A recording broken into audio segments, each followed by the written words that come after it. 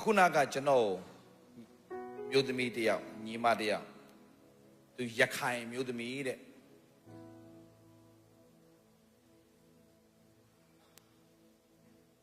ကျွန်တော်ခုနမျိုးစေ့လာချိုင်းနေကျွန်မရခိုင်ပါတဲ့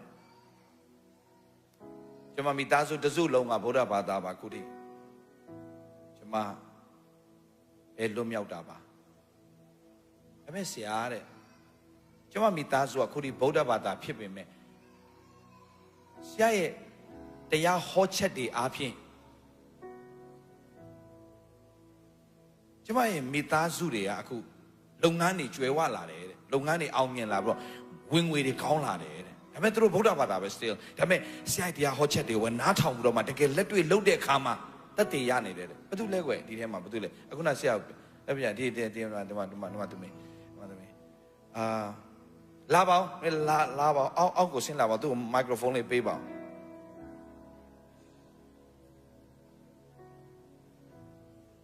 မိုက်ခရိုဖုန်းလေးပေးပါကျွန်တော်အောက်ဆင်းခွင့်ပြုပါကျေးဇူးပြုစင်ပေါ်မှာကြတော့ကျွန်တော်နည်းနည်းအလံဝေးလို့ခံစားနေဆရာကျွန်တော်ခွင့်ပြုပါနော်ဟုတ်ကဲ့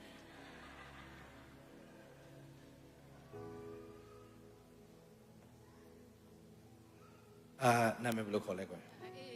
ဟမ်အေးလို့ခေါ်တယ်ဟုတ်ပြီရခိုင်လူမျိုးဖြစ်တယ်လို့ပြောတယ်နော်ဟုတ်ပြီဘယ်တော့မှခရစ်တော်ရရှိခဲ့တာလဲခရစ်တော်ကို2014မှာ2014မှာဟုတ်ဆရာ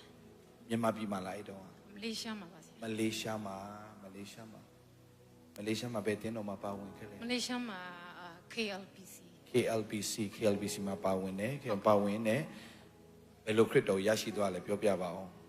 ခရစ်တော်ကိုရရှိတာကတော့တငယ်ချင်းရတော့ကရှင်ပါဆရာကရှင်မှာသူကကြတော့အဖို့မရှိဘူးဆရာဘုရားကြောင့်တော့အဖို့မရှိဘူးသူနောက်အဖို့မရှိလို့သူနောက်ကလိုက်ပေးတာဆရာလိုက်ပေးပေမဲ့ကျွန်မကမပြောင်းလဲပါဘူးဒါပေမဲ့ဆရာကျွန်မရဲ့တငယ်ချင်းကသူက MCA ကဆရာတူဂျာတို့ဆရာဆိုမင်းတို့သူရဲ့နှုတ်ကပတ်တော်တွေကိုအမြဲတမ်းဒီလိုမျိုး online မှာဖွင့်ထားတယ်ဖွင့်ထားရင်နဲ့နားထောင်ရင်နဲ့အဲ့တငယ်ချင်းကဘုရားကျောင်းကိုခေါ်ရင်းနဲ့အဲ့လိုမျိုးဘုရားသခင်အလုပ်လုပ်တာပေါ့ဆရာကြီးရှင်သုံးဝင်းကြီးတို့အလုပ်လုပ်တဲ့ခါကျွန်မပြောင်းလဲသွားတယ်တငယ်ချင်းကပြောင်းလဲခိုင်းလို့ကျွန်မမပြောင်းလဲပါဘူးဒါပေမဲ့နှုတ်ကပတ်တော်ကဆရာတူဂျာဆရာဇုံမင်းဆရာဆိုင်အေးတို့ပါတော့သူတို့နှုတ်ကပတ်တော်နားထောင်နေ့မှာအထေးကနေယုံကြည်ရှင်စိတ်တွေပြင်းပြလာတယ်ပြီးတော့ကျွန်မကတငယ်ချင်းကကြာသူကဘုရားကျောင်းသွားဖို့အဖို့မရှိဘူးသူ့ကိုလိုက်ပေးတယ်တခါတလေကြာရင်သူကမသွားရှင်ဘူးတော့မှလည်းဘုရားကျောင်းသွားရအောင်လို့ကိုကတတိပေးဖြစ်တယ်ပေါ့နော်ဆရာဆိုတော့အဲ့လိုမျိုးနေပြောင်းလဲသွားတာဒီခရိယံပြန်မဟုတ်ဘူးပြန်မတော့ तू မသွားတဲ့ခါမှာကိုကသွားပါလားသွားရှင် तू ကမသွားရှင်အမြဲတမ်းသွားနေဆိုတော့မသွားရှင်တော့ဘူးအမြဲတမ်းလိုက်ပေးနေဆိုမှန်ဒီနေ့ဘုရားကျောင်းသွားရအောင်လေဆို Sunday ဆိုတော့ဘုရားကျောင်းသွားရအောင်လေဆိုကဟုတ်သားပြင်းလို့ဆို तू အဲ့လိုမျိုးသတိပြန်ဝင်လာတော့အဲ့လိုမျိုးနေပုံမှန်သွားဖြစ်လိုက်ပုံမှန်သွားဖြစ်တယ်ဟုတ်ပြီအဲ့လိုနေမှာဘယ်လိုနှုတ်ကပတ်တော်တွေဆရာဒီဘယ်လောက်ဘယ်လိုနှုတ်ကပတ်တော်စကြားလဲဆရာဒီဘယ်လောက်နှုတ်ကပတ်တော်ဘယ်လိုစကြားလဲဆိုတော့အဲ့ဆရာဆိုမင်းတော့ဆရာတူကြတော့နားထောင်ရင်နောက်ပိုင်းရပါဆရာဒီဘယ်လောက်နှုတ်ကဒီနှုတ်ကပတ်တော်ကတော်တော်ထူးဆန်းနေပေါ့နော်သူတို့ဟိုတာနေလည်းမတူဘူးပေါ့နော်မတူဘူးဆိုတော့ဟောနေဘာမတူတာနည်းနည်းအတန်ကျဲသွားလို့လားမတူဘူးဆိုတော့ဆရာရဲ့ဆရာပြောတဲ့အတိုင်းဖြစ်နေတာဆရာရဲ့ဆရာတခုပြောတယ်ဆိုလို့ရှိရင်ပြောတဲ့အတိုင်းအသက်တာထဲမှာပြောတဲ့အတိုင်းဖြစ်နေတယ်ဆိုတော့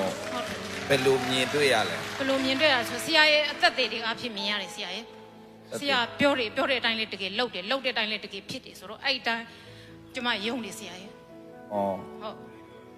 ယုံတယ်ပေါ့နော်ဟုတ်ယုံလို့ကျေးဇူးပါပဲယုံလည်းဖရားလုပ်ပြီးလို့ကျေးဇူးတော့ဟုတ်ကဲတော့ပြောတဲ့အတိုင်းဖြစ်အောင်လုပ်ပေးတာလေကျေးဇူးတော်ပါပဲနော်ဟုတ်ပါဆရာဆိုတော့ဒါနဲ့နှုတ်ကပတ်တော်တွေနားထောင်ဖြစ်တယ်ဟုတ်တယ်ဆရာနားထောင်ရင်ဘယ်လိုမိသားစုကဆရာဒေးဗစ်လာတရားဟောချက်နားထောင်မှုဖြစ်သွားလဲဆိုတော့ကျွန်မကမိသားစုကကြာအကုန်လုံးဗုဒ္ဓဘာသာကျွန်မကပြောထွက်ဖို့အရင်ခက်တယ်ဒါပေမဲ့ကျွန်မအသက်တာထဲမှာလွတ်မြောက်လာတဲ့ခါမှာတခုဒီနိုင်ငံကိုပို့ဆောင်ခဲ့တာလေဖျားပေးသူတို့ကိုပြောပြတယ်အဲ့ဒါကျွန်မပြောတာကြာသူကနားမထောင်ဘူးဆရာကြီးကျွန်မပြောတာကြာတော့အဲ့လိုသူတို့ကမယုံဘူးဒါပေမဲ့ဆရာဒီဗလာရဲ့နှုတ်ကပတ်တော်ကိုနားထောင်ကြည့်ပါလားလို့ဒီကအဲ့လိုမျိုး YouTube မှာသူ့ကိုပြောပြလိုက်တယ်အဲ့ဒါနဲ့နားထောင်ရင်သူတို့ကနားထောင်ပေးမယ်သူတို့ကလက်တွဲဖြစ်မှယုံတာဆရာကြီးဒီတိုင်းပြောရင်သူတို့ကမယုံဘူးမယုံတဲ့ခါမှာဆ ဆရာကတခါပြောတယ်လေဟိုဆရာကတခါပြောဘူးလေဆိုတာဒီကာသမားကိုတဲ့ဒီပတ်စံကိုလက်တင်ပြီးယေရှုခရစ်တော်နာမ၌ဆုတောင်းပြီးဆုတောင်းသူအလုပ်အဆင်မပြေလို့ပေါ့နော်အဲ့ဒါနဲ့အဲ့ဒါကိုသူ့ကိုကျွန်မကအဲ့ဟာတက်တဲ့ခံရှိကိုဆရာရဲ့နှုတ်အဲ့တက်တဲ့ခံရှိကိုကျွန်မညီမကိုပြောပြလိုက်အဲ့ဟာရှက်ရှင်းလို့ဖြစ်လာမှာမဟုတ်ဒါပေမဲ့ပတ်စံကိုလက်တင်ပြီးဆုတောင်းအဲ့လိုမျိုးပြောပြတယ်အဲ့ဒါနဲ့သူကလေသူတို့ကကြတော့မယုံဘူးဆရာကြီးမယုံဘူးဆိုအဲ့လိုမျိုးဆုတောင်းဆိုတဲ့ခါသူကဆုတောင်းတယ်ဒါပေမဲ့ရှက်ရှင်းတော့ဖြစ်မလာဘူးဖြစ်မလာပေမဲ့ဟိုဆိုပါဆရာရဲ့နှုတ်ကပတ်တော်ကဘာပြောလဲဆိုတော့ဆိုပါဘုရားသခင်ကတဲ့သူကသူနားထောင်တာအဲ့ဒါနဲ့ဟိုဗာလေနှုတ်ကပတ်တော်ကဘုရားသခင်ကပတ်စံကိုပေးတာမဟုတ်ဘူးစီးစိမ်ရတဲ့သူအစွမ်းတက်တိကိုပေးတာပေါ့ဆရာအဲ့ဒါနဲ့သူကငါဘာလုပ်တက်လေငါဘာလုပ်တယ်ကျွန်မညီမအငယ်ဆုံးသူကဘာလုပ်တက်လေဘာလုပ်တယ်လို့စဉ်းစားတဲ့ခါမှာသူကကြတော့ဒီရခိုင်ဆိုတော့ရခိုင်မုတ်ဒီနဲ့ပတ်သက်ပြီးသူကဝါသနာပါတယ်အဲ့နင်းနေလေးစားလုပ်တာနဲ့အဆင်ပြေလားအခုအစတော့ကကြတော့သူ့ယောက်ျားကကြတော့ဟိုကားတွေပါတယ်မောင်းတာပေါ့အခုကြတော့ကားတော့မောင်းစရာမလိုတော့ဘူးလုံးဝအဆင်ပြေသွားပြီအပြီးရင်ဆရာဒီဘက်လောက်လည်းအများအားဆူတောင်းပေးတယ်အဲ့ဒါ तू ကလိုက်လို့ तू ကဆူတောင်းပေးတယ် ဟုတ်တယ်ဆရာ ဘုရားဘာသာပဲ ဟုတ်ဆရာဆူတောင်းပေးနေ ဆူတောင်းပေးတယ် ဟာလေလုယာပြီးရင်အခုမြန်မာပြည်ကိုဆရာပြန်လာဖို့တဲ့ तू ကအတကုံဆူတောင်းပေးတယ်မြန်မာပြည်ကိုပြန်လာသူတွေ့ရှင်တယ်တဲ့ဆရာနဲ့တွေ့အရင်တွေ့ရှင်တယ်တက်တည်တွေရနေတာပေါ့ဟုတ်သူတဲ့ဟာလေလုယာဆိုတော့ခရစ်ယာန်တော့မဟုတ်သေးဘူးခရစ်ယာန်တော့မဟုတ်သေးဘူးဆရာအမေလုံးဝယုံကြည်နေပြီယုံတယ်ဆရာ तू ကယေရှုခရစ်တော်ကိုတကယ်အထက်ကနေတကယ်ယုံတယ်ဟာလေလုယာဟုတ်ဆရာရခိုင်ပြည်ရဲ့နှိုးထားမှုတွေဖြစ်ဖို့ရန်အတွက်သူတို့လည်းဖခင်အသုံးပြုမှထင်တယ်နော်အာမင်အာမင်အာမင်အာမင်အာမင်ဖျက်ရှင်တိုက်ကောင်းကြီးပေးပါစေဟုတ်ပြီးတော့ဆရာညီမကိုပြောတာမဟုတ်အမေကိုလေးပြောပြတယ်အမေကိုပြောပြတယ်အမေဆရာဒီဘက်လောက်သိလားဆိုသိတယ်တဲ့ဟိုတခါတော့ကဆိုပါလေထောင်ကြရတယ်ဆိုလို့လေသူတို့အဲ့မှာဆိုသူတို့သိတယ်လေသိပါပြီသိပါပြီအဲ့ဒါအမေကိုပြောတယ်လေအမေဆရာဒီဘက်လောက်ကိုနားထောင်ကြည့်ပါလားလို့ပြောလို့လေအမေတခုခုရလိမ့်မယ်လို့ပြောတဲ့ခါကျ